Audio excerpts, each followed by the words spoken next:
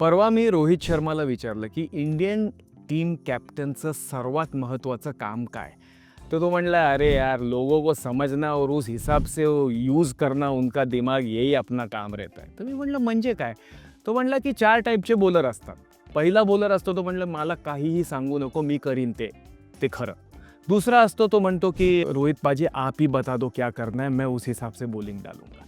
तिसरा असतो तो म्हणतो की "तुम्ही फक्त माझ्या पाठीशी राहा आणि मला ना सपोर्ट सिस्टम द्या, तर मी चांगले टाकीन." अशा थिंकिंगचा असतो. आणि चौथा असतो, त्याला 2 दिवस अगोदर जाऊन ब्रेकफास्ट, लंचला भेटून त्याला गोष्टी समजाव्या लागतात. म्हणजे विचार करा की तुम्ही जर का चांगले लीडर व्हायचं असेल तुम्हाला, तर तुम्हाला तुमची माणसं समजणं गरजेचं आहे.